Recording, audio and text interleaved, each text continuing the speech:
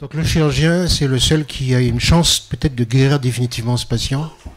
Ah bah nous, on est la version positive du cancer du pancréas. Eh ben super. Les patients, ils viennent nous voir, ils sont contents. Eh ben, comme ça, on termine par le meilleur. Non, c'est bien résumé, je pense. Mais donc, je suis Julie Périnel, moi je suis chirurgien pancréatique à l'hôpital Edouard-Herriot. Je remercie Monsieur Valette pour l'invitation et pour les questions, je dirais presque un peu des fois philosophiques. Et on va parler effectivement de un petit peu l'impact du diagnostic précoce qu'il peut avoir sur la chirurgie et quelles ont été un peu les évolutions qui permettent d'améliorer le pronostic. Alors moi, j'ai été très scolaire, j'ai repris chaque question et chaque question, j'essaye d'apporter une réponse. La première, c'était de dire on a une augmentation de l'incidence, donc est-ce qu'on arrive à augmenter notre taux de résection ou les indications. Donc des choses qui vous sont déjà dites, on a effectivement cette augmentation de l'incidence. Moi, ce qui me marque plus, c'est que c'est effectivement lié à un vieillissement de la population parce que c'est une pathologie du sujet âgé, mais on observe vraiment une augmentation de l'incidence chez les sujets plus jeunes. Et moi, ce que j'ai retrouvé, c'est effectivement quand même augmentation de l'incidence de l'obésité, du diabète, qui impacte aussi dessus. C'est un véritable enjeu parce qu'on l'a redit et je le redis, c'est une maladie qui est associée à un pronostic très sombre. Même si on fait un traitement curatif qui est l'association chirurgie, chimiothérapie, on reste quand même sur un pronostic qui n'est pas très favorable. Et en plus, on l'a dit, sur un problème de santé publique, ça va devenir la deuxième cause de décès par cancer. Donc on a envie de proposer des solutions pour améliorer tout ça.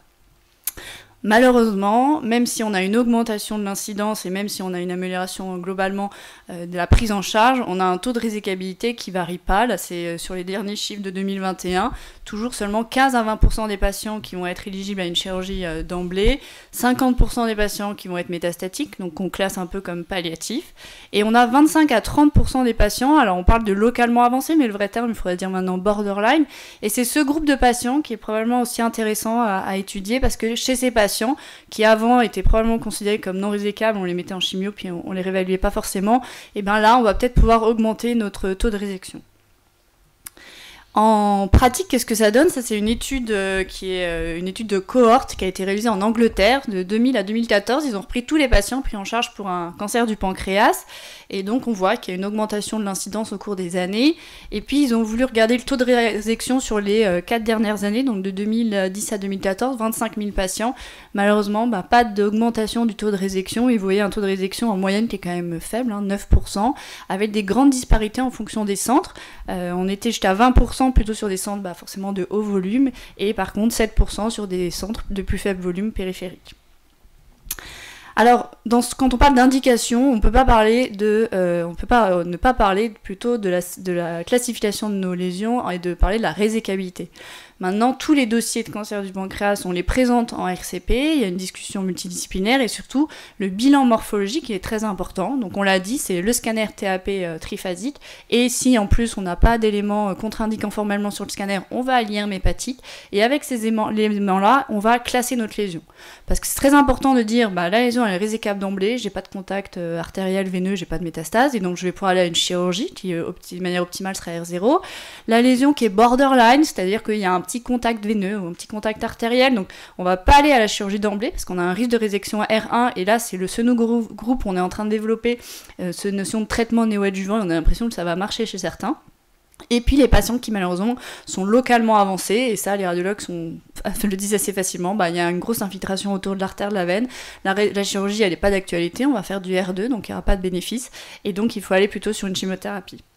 Et cette classification, elle a été standardisée en 2017 avec vraiment la différence entre les lésions résécables d'emblée, les borderline, et on fait la part des choses entre les borderline veineux et les borderline artériels. Nous, en chirurgie, la résection artérielle, quand même, on le verra, c'est loin d'être la routine. On essaye de pas en faire, on sait qu'il y a une mortalité qui est importante. Et puis les lésions non résécables, soit parce que localement avancées sur un plan vasculaire, soit parce que métastatiques. Et donc, je voulais parler quand même de ce groupe de patients qui sont considérés comme borderline sur la classification morphologique et qui maintenant rentrent dans des classes et dans des études pour avoir un traitement néoadjuvant. Et à l'issue du traitement néoadjuvant, il faut les réévaluer. Il faut refaire une évaluation qui est à la fois clinique. Est-ce que le patient il est resté asymptomatique ou est-ce qu'il a développé des douleurs? Souvent, c'est plutôt mauvais pronostic. Biologique, on s'aide quand même un peu du CA19-9, même si on l'a dit, c'est pas parfait, mais un CA19-9 qui va flamber, c'est quand même pas très bon. Et puis, on refait une réévaluation morphologique. Donc, le scan TAP, l'IRM hépatique, et on rediscute. Et c'est là où c'est très difficile de prendre la décision souvent de dire est-ce que maintenant on y va pas. On n'est pas très bon au scanner, alors peut-être les radiologues nous diront, mais des fois de faire la différence entre est-ce que c'est de la nécrose liée à la chimiothérapie, de l'inflammation, ou est-ce que c'est encore de la tumeur. Et donc la règle, nous en tant que chirurgien, c'est de se dire si on a un patient qui n'est pas devenu métastatique, on n'a pas eu de progression de la lésion et qu'on est stable, ou le mieux c'est d'avoir une réponse, on va beaucoup quand même à l'exploration chirurgicale. Alors bien sûr, à rediscuter en fonction de l'âge du patient, du terrain, des comorbidités, mais on a tendance à aller explorer à ce moment-là parce qu'on a sélectionné un peu le patient et on le verra, grâce à ces traitements néoadjuvants, on peut avoir des meilleurs résultats. Donc ça, c'est une petite méta-analyse et revue de la littérature justement qui a été publiée, qui reprenait les patients qui avaient soit une chirurgie d'emblée, soit un traitement néoadjuvant pour des lésions borderline. Donc 19 études, dont 2 essais cliniques randomisés. C'est intéressant de voir quand même qu'on arrive chez ces patients à améliorer la survie globale. On a des chirurgies qui sont plus efficaces parce qu'on a un taux de résection R0 plus important, un peu moins d'envahissement ganglionnaire. Par contre, le taux de résection, en fait, il était inférieur dans le groupe néoadjuvant parce qu'on sélectionne plus les patients. Finalement, quand on allait à la chirurgie d'emblée, on y allait, mais on n'était pas forcément curatif. Il y avait aussi des résections qui étaient palliatives. Avec ces traitements néoadjuvants, on sélectionne un peu plus, et donc il y aura les patients qui vont progresser, et heureusement, comme ça on ne les aura pas opérés pour rien, et les patients qui sont répondeurs et pour lesquels ça vaudra le coup d'aller à la chirurgie. La deuxième question, c'était de dire, parmi les patients qui vont être opérés, est-ce qu'on a un taux de résecabilité qui est amélioré à la faveur d'un diagnostic plus précoce? Alors ça, c'est une question difficile à répondre si on veut apporter des preuves scientifiques. Je voulais juste rappeler, ça vous a déjà été dit, je pense que ce qui est important, c'est de connaître déjà la symptomatologie qui doit faire évoquer le cancer du pancréas. On l'a dit, il y a les critères très simples, l'ictère, c'est classique, la diarrhée graisseuse, faut y penser, l'insuffisance pancréatique exocrine avec la stéatorée. Le diabète, je pense qu'il faut bien réinsister là-dessus, un diabète récent chez un patient âgé, ou un diabète qui était très bien équilibré, puis qui d'un coup devient très difficile à équilibrer. La douleur typique, on aime bien la voir, épigastrique, irradiation postérieure. Le problème, donc faire la part des choses entre les tumeurs de la tête, 70% vont être symptomatiques versus les tumeurs corporéo-caudales, on a seulement 20% qui sont symptomatiques, on le sait. Quand on les découvre qui sont symptomatiques, on est souvent sur des stades avancés et on peut pas faire grand-chose. Et puis, prendre conscience que le cancer du pancréas, des fois, c'est un peu les symptômes de tous les jours, mal digestion, troubles du transit, on est fatigué. Donc, ce qu'a dit, je pense, Julien, c'est vrai, il faut un peu le pister, et dès qu'on a un doute, aller au bilan morphologique avec les examens qu'on peut avoir. Idéalement, c'est sûr que le scanner, c'est le meilleur, mais si on fait déjà une échographie, c'est très bien. Alors, pour le diagnostic précoce, l'avis chirurgien, c'est de se dire oui, c'est sûr que ce serait idéal, parce que si on fait un diagnostic précoce, on a une tumeur plus petite, donc on peut aller à la chirurgie, et puis on est plus tôt dans l'évolution, donc on n'est pas sur des patients métastatiques, et comme on l'a dit, c'est des patients qui seraient en meilleur état général, parce qu'ils n'ont pas encore le retentissement de la tumeur. Le problème, c'est que ça, c'est la théorie. Dans la pratique, il y a des exceptions. On peut avoir des tumeurs de toute petite taille, mais si elles sont mal localisées, elles peuvent avoir un envahissement artériel avec l'artère mésentérique supérieure ou avec une artère hépatique. Et puis, on a malheureusement des cas de patients qui sont complètement asymptomatiques. On fait une découverte fortuite, mais ils sont déjà au stade métastatique parce que, on a des maladies agressives. Donc en pratique, actuellement, on peut pas dire qu'on a un bénéfice du diagnostic précoce, même si on fait de plus en plus d'examens d'imagerie, on est toujours au même taux de résécabilité. Par contre, oui, il y a un intérêt sur le diagnostic précoce, c'est ce qui a déjà été dit, sur les patients qui sont à risque de développer un cancer du pancréas, parce que sur les formes génétiques, sur les antécédents familiaux, le fait de suivre les patients, on a quand même plus de chances d'arriver à une tumeur au stade précoce de l'évolution. Sur les lésions précancéreuses, il y a beaucoup de choses qui ont déjà été dites. Nous, le point de vue du chirurgien, c'est de se dire, la TIPMP, alors surtout du canal principal, parce que ce sont elles qui sont plus à risque de dégénérer, justement, on veut pas aller les opérer et qu'à l'anapathe, ça nous dise cancer. Là, on a perdu. On veut aller les opérer avant que ça fasse un cancer, parce que c'est là où on change le pronostic. Donc, forcément, il y a des patients qu'on va peut-être opérer par excès, mais est-ce qu'il vaut mieux peut-être pas opérer un patient par excès et pas attendre que ça devienne un cancer, ou alors attendre, on a le cancer, mais c'est déjà en fait trop tard pour nous en termes de stratégie. Et puis, on a envie quand même de croire que, comme on fait de plus en plus des scanners aux urgences, on va avoir une découverte fortuite du petit cancer du pancréas qui sera résecable, mais ça, malheureusement, on n'a pas encore de données scientifiques pour le prouver. Troisième question qui a déjà été abordée, donc ça va être de la redite, mais est-ce que la chirurgie de résection de principe, elle est justifiée en cas de nodule pancréatique douteux ? La réponse est non. Si c'est douteux, on va pas aller à la chirurgie d'emblée. Il faut bien retenir, la chirurgie d'emblée sans preuve anapathe, c'est vraiment le nodule typique où votre radiologue vous dit oui, c'est un cancer. Idéalement, si on a la double dilatation canalaire, on est encore plus content. Et si la lésion, elle est résécable d'emblée. À ce moment-là, on va à la chirurgie. Là, notre argument en tant que chirurgien de dire on va à la chirurgie d'emblée, c'est de dire on risque de prendre des risques avec la ponction, donc la pancréatite qui va retarder la prise en charge chirurgicale ou le saignement. À l'inverse, on vous l'a dit, il faut des preuves anapathes dès lors qu'il y a un doute diagnostique, dès lors qu'on est sur des lésions pour lesquelles il va y avoir besoin d'un traitement néoadjuvant ou si on est déjà sur du palliatif, à ce moment-là, il faut une preuve anapathe.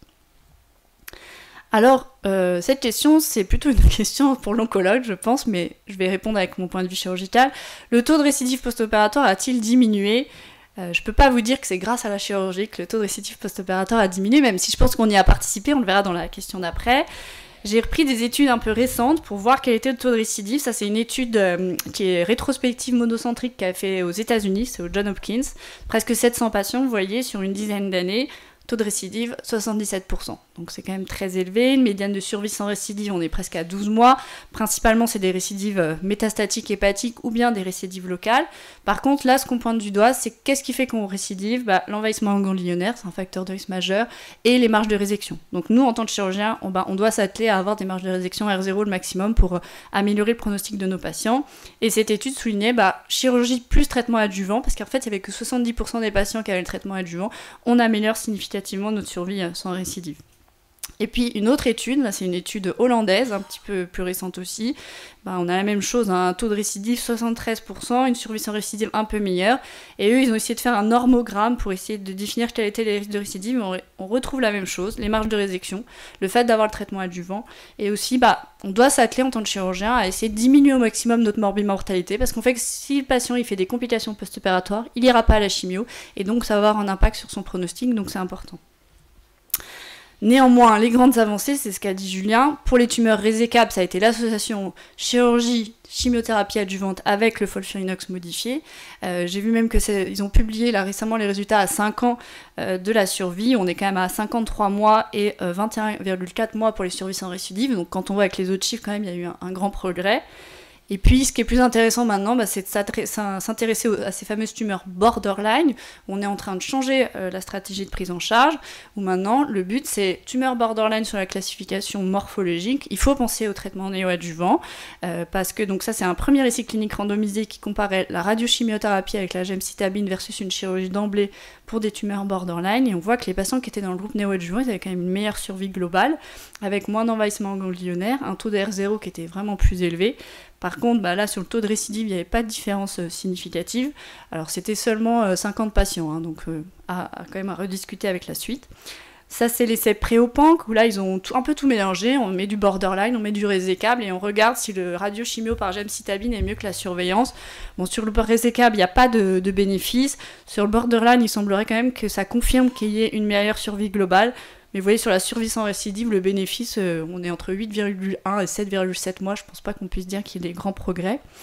Et par contre, dernière étude, celle d'ESPAC 5, qui semble assez prometteur, où là, ils ont comparé plusieurs types de traitements néoadjuvants versus une chirurgie d'emblée, et là, on a intégré le FOLFIRINOX, et on voit que les patients qui ont un traitement néoadjuvant, ils ont quand même une meilleure survie globale, et une meilleure survie sans récidive à 1 an, et dans les sous-groupes, c'était le groupe FOLFIRINOX qui avait les meilleurs résultats. Donc ça paraît assez prometteur quand même d'associer ce traitement néoadjuvant et chirurgie quand on peut. Pour des lésions borderline, on peut peut-être arriver à améliorer le taux de résection dans ce groupe de patients, et de diminuer la survie sans récidive.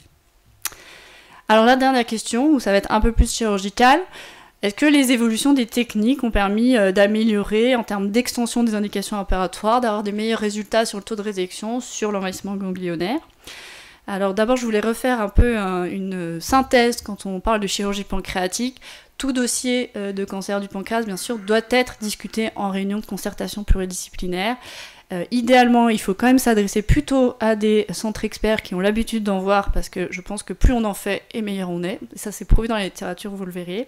Et pensez bien, c'est des maladies agressives. Donc quand on discute des dossiers, idéalement, il faut que ce soit un bilan morphologique qui date de moins de 4 semaines, parce qu'on sait que ça peut aller très vite. Et des fois, malheureusement, on voit des patients avec des imageries qui datent de 2 mois, on refait l'imagerie et ils sont métastatiques entre-temps. Donc voilà, je pense mettre un cadre bien précis. Nous, en tant que chirurgien, l'objectif qu'on veut, c'est faire une chirurgie qui soit avec des résections R0, et on n'hésite pas en paire opératoire, on fait des examens extemporanés sur nos tranches de section, donc sur le pancréas, sur la voie biliaire, pour s'assurer justement qu'on soit bien R0. Et pourquoi on s'attelle vraiment à bien sélectionner nos patients ? Parce qu'on l'a dit, la chirurgie pancréatique, c'est une morbimortalité qui est importante. Alors bien sûr, il y a une différence si on fait une chirurgie de la tête du pancréas, la fameuse duodénopancréatectomie céphalique, versus les chirurgies plutôt de la queue et du corps, où c'est des pancréatectomies gauches. Vous voyez là, c'est les chiffres récents. La mortalité pour DPC, on est entre 5 et 10%. Alors on parle beaucoup de moins de 5%, mais moins de 5%, c'est dans les centres experts à haut volume. Si on prend tous les centres mélangés, on arrive à 10%. La pancréatectomie gauche, heureusement, on a quand même moins de mortalité, on est en dessous de 5%, et grâce à la voie cystoscopique, on a l'impression qu'on arrive à diminuer notre morbimortalité. Et la morbidité, je vous ai mis, là, c'est seulement pour les complications majeures, donc 20% pour la DPC et 14% pour la pancréatectomie gauche. Donc vraiment bien sélectionner les patients en amont. Alors, ça a été clairement démontré dans la littérature, on sait que le fait d'avoir une résection R0, ça a un impact direct sur la survie de nos patients. C'est cette étude-là récente qui a été faite en monocentrique en Italie, 362 patients qui avaient bénéficié en fait d'une DPC et d'un traitement adjuvant, c'était dans 70% des cas. Il y avait aussi un peu de traitement néoadjuvant, donc 38% des cas. Et on voit très bien que les patients qui sont R0, donc ces patients en bleu, ils ont une meilleure survie sans récidive et ils ont une meilleure survie globale. Donc nous, en tant que chirurgiens, qu'est-ce qu'on a fait pour un peu améliorer cette résection R0 ? D'abord, on a fait une définition qui soit standardisée du R0 et du R1. Pendant longtemps, les études étaient publiées, mais c'était pas trop comparable parce que le R1 n'avait pas de définition précise et il a fallu attendre 2009 pour dire que on est R0 quand on a une marge qui est de plus d'1 millimètre. En dessous, on est considéré comme R1. Et l'autre élément qui a été assez important, c'est pour les DPC, on fait un ancrage de la pièce opératoire, donc c'est ce que vous voyez en bas, où on définit quelle est la marge artérielle en rouge, quelle est la marge veineuse en bleu, et la marge postérieure, avec le mésopancréas, je vais en parler juste après. C'est important pourquoi ? Parce qu'on sait, ça a été démontré dans les études, quand on a un envahissement de la marge postérieure, on a un moins bon pronostic versus quand c'est un envahissement plutôt artériel ou veineux. Donc ça aussi, ça nous a permis d'avancer un petit peu. Et puis l'autre avancée, c'est la définition de ce mésopancréas, qui est une région anatomique, qui est tout le tissu cellulo-graisseux qui en fait est en arrière de la tête du pancréas, c'est là où il y a tous les ganglions, et ça a été démontré que si on veut faire une chirurgie avec une résection R0, il faut faire une exerce complète du mésopancréas, donc ça suppose d'aller faire une dissection au contact de l'artère mésentérique supérieure, à l'origine du tronc iliaque, de faire une résection le long de la veine mésentérique supérieure, et vraiment, on sait que si on a une chirurgie qui est complète, avec une exerce complète du mésopancréas, on donne plus de chances à nos patients derrière de ne pas avoir de récidive. Les autres outils qu'on a en chirurgie pour avoir cette résection R0, c'est les résections vasculaires, où quand même il y a maintenant eu des grands progrès sur le plan technique, on sait que c'est faisable. Par contre, on verra, la morbimortalité, elle est aussi un peu augmentée. Donc les résections veineuses, elles peuvent être faites, on va dire, très fréquemment. Les types qui sont le plus souvent faits, c'est quand même plutôt les types 3 et type 4. On préfère faire des vraies résections segmentaires avec des anastomoses termino-terminales que faire des résections latérales. Les résections latérales, le problème, c'est que c'est un risque sténosant, un risque de thrombose. Donc on évite si on peut. Et après la reconstruction, alors il faut savoir que des fois on arrive à enlever un bon morceau de veine et quand même à avoir une anastomose termino-terminale parce que l'anatomie elle est bien faite, il y a une sorte de souplesse au niveau du système veineux. Et puis si on peut pas, à ce moment-là on reconstruit avec soit des allogreffes ou des prothèses. Donc quand même, il faut savoir, cette résection veineuse, elle se fait au prix d'une augmentation de la morbimortalité. Il y a un groupe allemand, donc c'est l'équipe de Marcus Bucher en Angleterre, qui est un gros centre de chirurgie pancréatique, gros volume, qui eux sont vraiment réputés pour faire la résection vasculaire. Ils ont repris leur série. Donc c'était de 2006 à 2016, 30% de chirurgie pancréatique associée à des résections veineuses versus 70% où c'était des résections standards. Et ce qu'ils ont montré, c'est que globalement, sur un plan technique, quand même, c'est des chirurgies plus complexes, on a une durée opératoire plus longue, on a des pertes sanguines augmentées, et finalement, le taux de R0, il était plus faible quand il y avait une résection veineuse, donc ça prouve que c'est souvent associé à des tumeurs qui sont plus importantes, plus agressives. La durée moyenne de séjour un petit peu plus longue, mais surtout, vous voyez, une mortalité qui est significativement augmentée quand on fait des résections veineuses. Et par contre, eux, ce qu'ils mettent en avant, c'est que, oui, si vous allez faire une résection veineuse, vous allez avoir une augmentation de votre morbimortalité, mais ils arrivent à montrer que si on fait la résection veineuse et qu'on obtient une résection R0 chez ces patients, on peut quand même proposer une médiane de survie qui est de 23 mois. Donc c'est assez intéressant versus des patients où on n'aurait pas forcément opéré, on leur aurait proposé la chimiothérapie et un pronostic qui serait moins bon.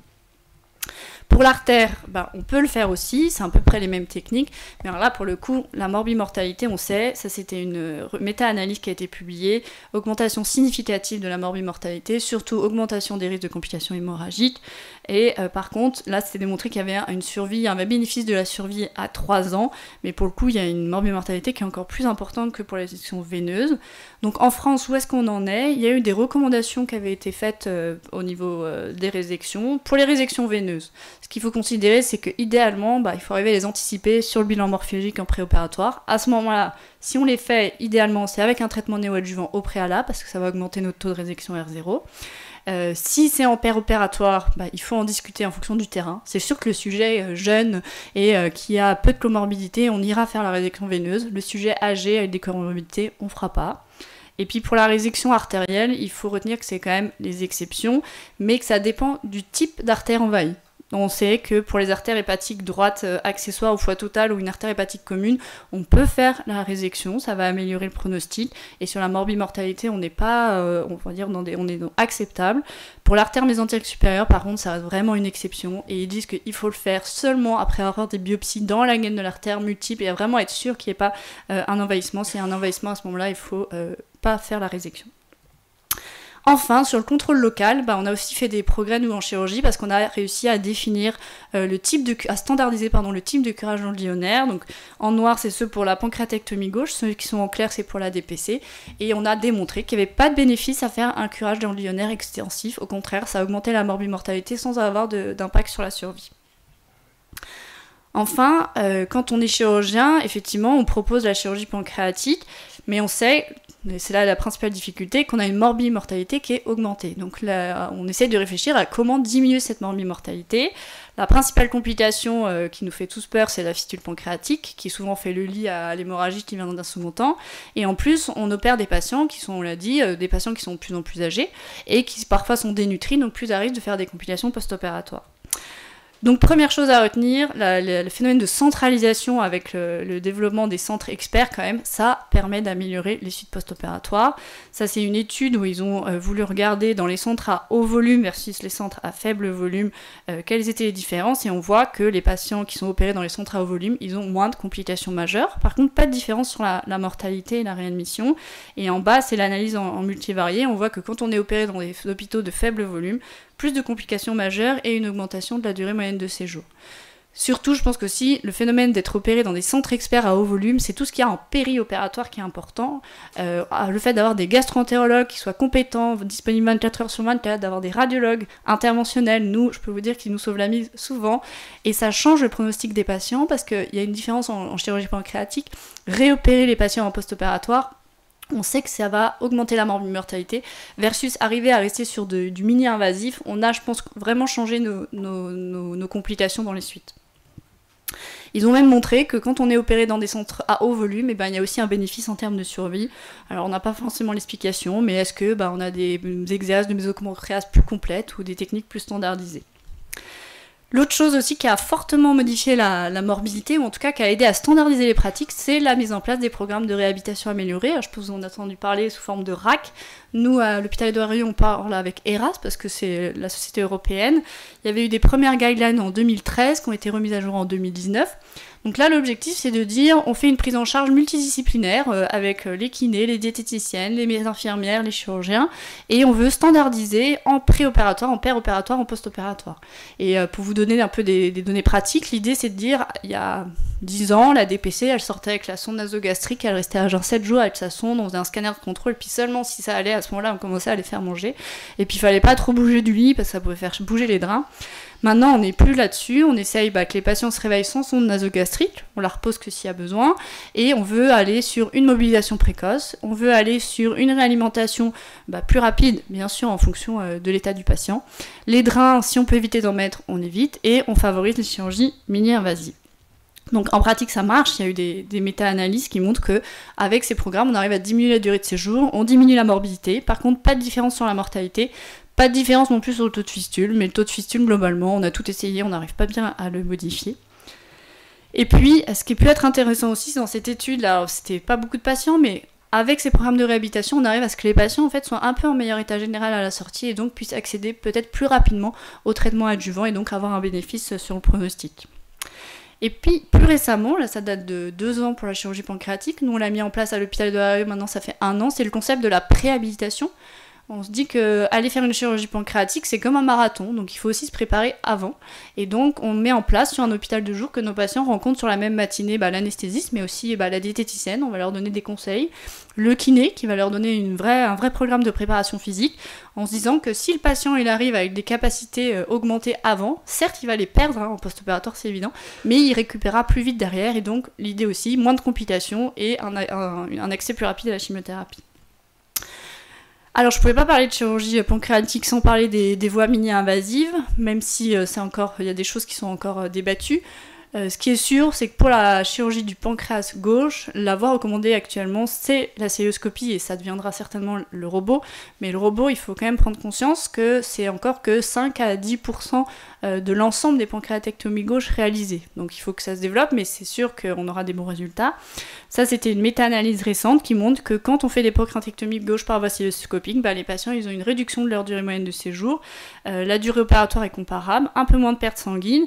Il n'y avait pas de différence là sur la morbimortalité. Par contre, on voyait qu'il y avait un taux de résection R0 plus élevé. On a l'impression que quand on opère par voie robotique, on a en fait une meilleure vision et donc on est presque plus précis dans nos dissections. Et par contre, pas de différence en termes de survie. En tout cas, actuellement, toutes les pancréatectomies gauche pour cancer, elles sont faites par voie mini-invasive quand on le peut. Bien sûr, il y a des contre-indications. Pour la DPC, j'en ai pas parlé parce que c'est pas encore recommandé. Il y a des essais cliniques randomisés qui sont en cours, mais sur le plan oncologique, on n'a pas encore assez d'arguments pour dire on peut le faire par voie célioscopie. Et puis la dernière chose que je voulais parler, c'est qu'on arrive maintenant à essayer de sélectionner nos patients, en tout cas à déterminer quel est le profil de risque de chaque patient et surtout pour la fistule pancréatique.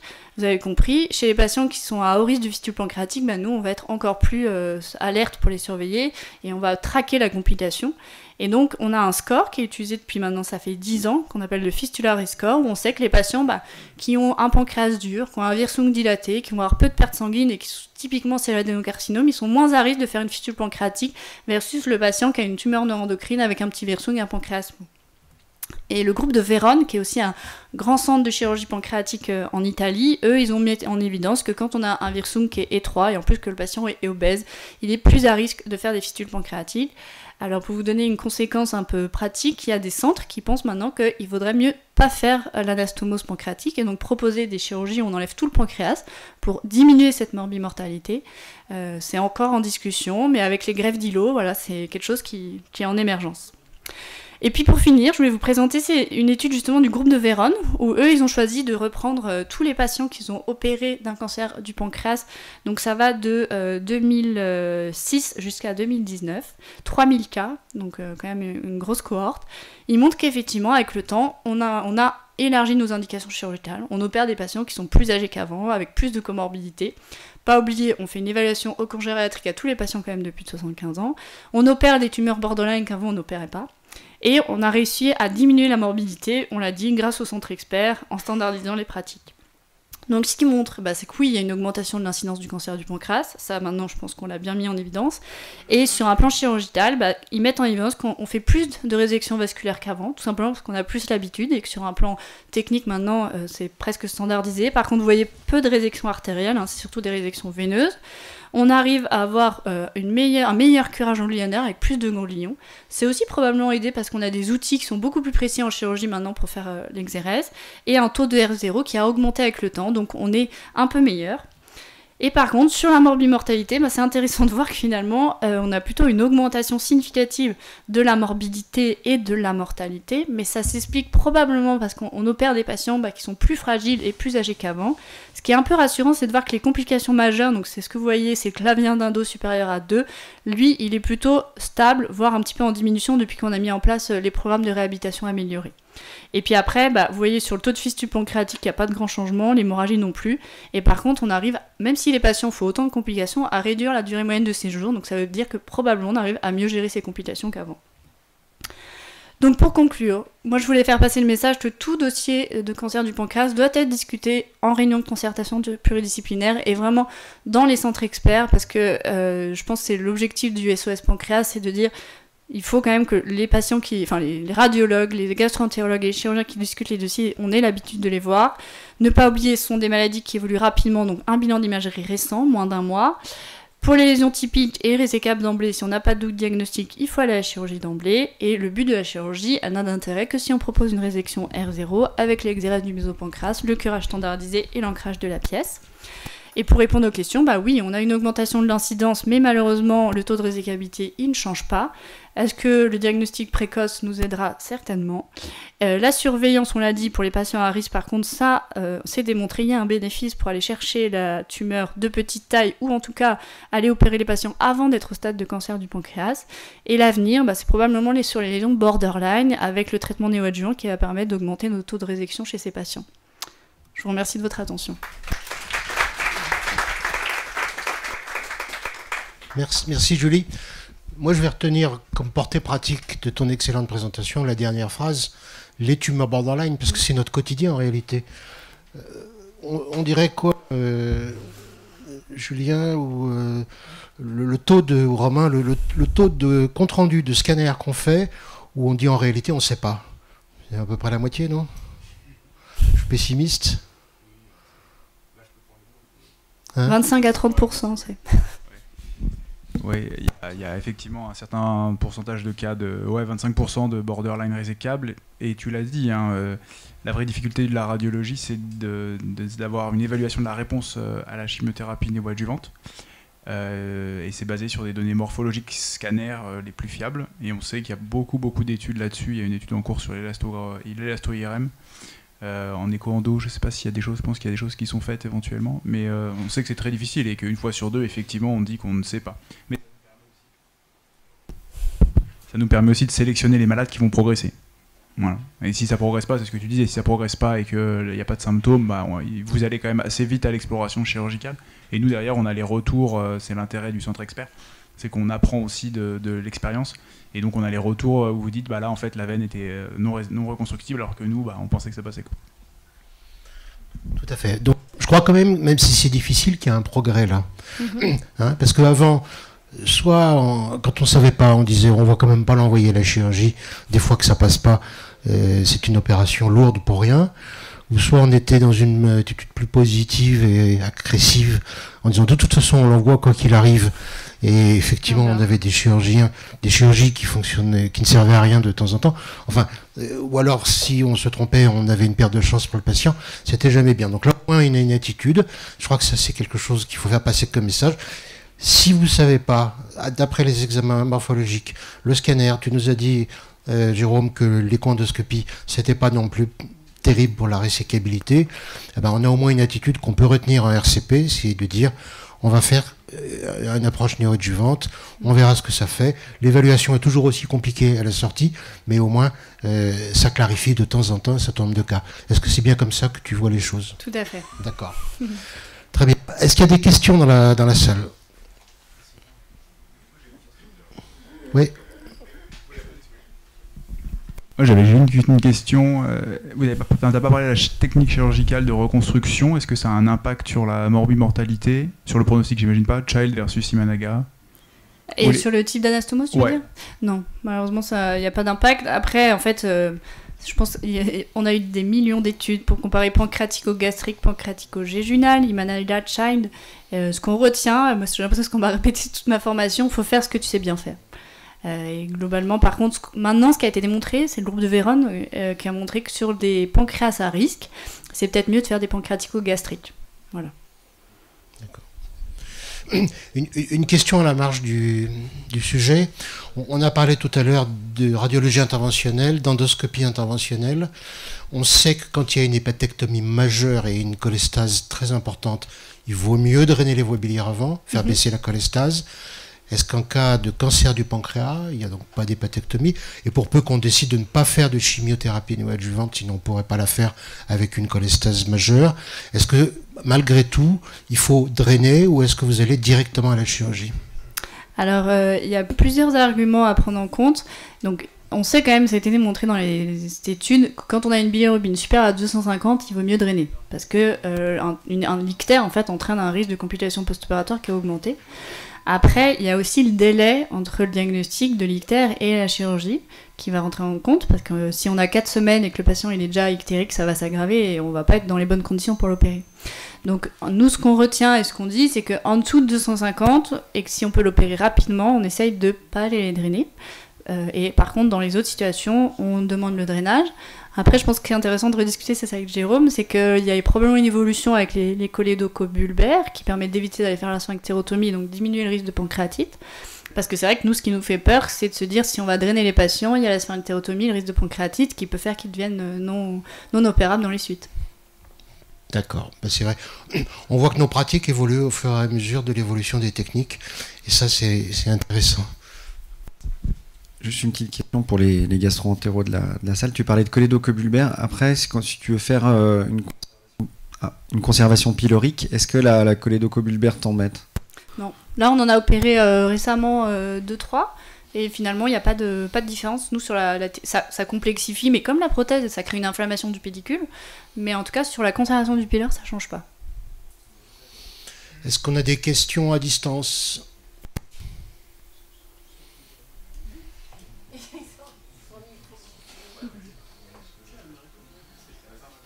Ah, je sens qu'on va avoir une question.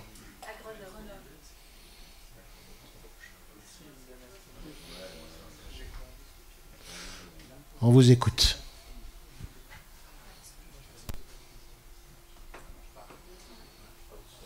Il n'y a pas de son, comme tout à l'heure.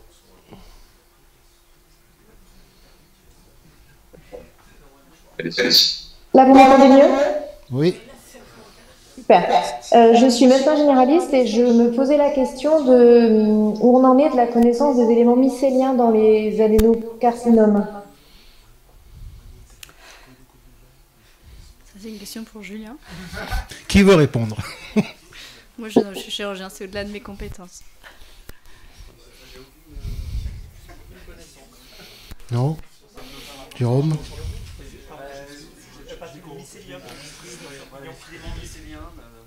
Des éléments mycéliens?